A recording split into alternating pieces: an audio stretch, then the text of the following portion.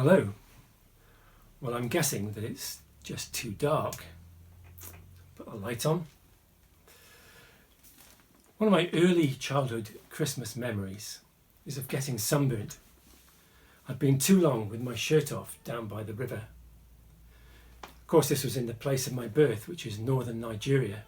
As in the UK, there's no danger of this happening.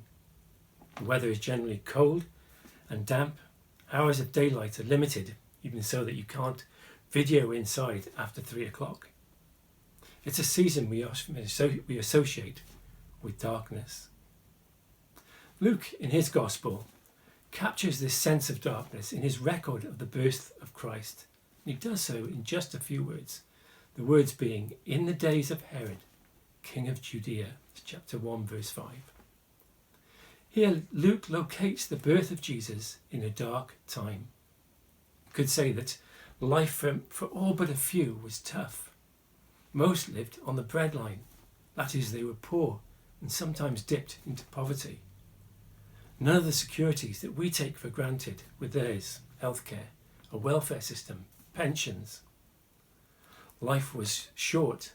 Illness was to be feared.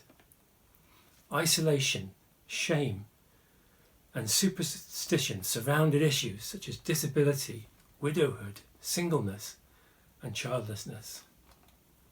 And added to that, Judea was occupied by a foreign nation, and therefore they were exploited by their occupier, with the best of the nation being taken from them, often by force. And added to that, their own leaders, those they should have been able to turn to for help, often put having power ahead of doing good. Herod is an illustration of this. He was prepared to kill all boys under 2 in Bethlehem and the surrounding area, just to ensure that he could stay in power. And on top of that, God was silent. For 400 years, since Malachi, there had been no prophets from God, no words of prophecy into their situation. And maybe the people were saying, where is God in this darkness?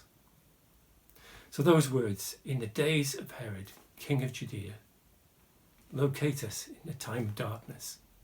And into that darkness, Christ comes. He's born into it. He lives through it. He experiences it and dies for it. The picture I've had as I've read through the first chapters of Luke is it's like one of those fireworks that you see the taper as it's lit. Then there's a trail of sparks as it goes into the sky. But then for a while there's darkness and you think, it's gone out.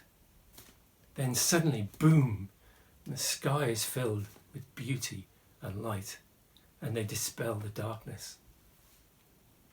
Now I suppose to anyone who knows the Old Testament, Luke locating Christ's birth in this way is not a surprise. Over 700 years earlier, Isaiah, referring to Jesus, said this in chapter 9 and verse 2. The people who walked in darkness have seen a great light. Those who dwelt in the land of deep darkness, on them has light shined. These verses speak of a light dispelling the darkness.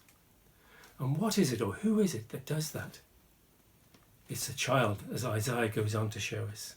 He says, for to us a child is born, to us a son is given, and the government shall be upon his shoulder, and his name shall be called Wonderful Counselor, Mighty God, Everlasting Father, Prince of Peace. In other words, in Christ, God himself enters into our darkness. And 2,000 years on, well, I think Christmas is much more than a memorial for a baby's birth. In Christ, by faith, God still enters into our lives, to dispel their darkness. And I pray that that's your experience this Christmas.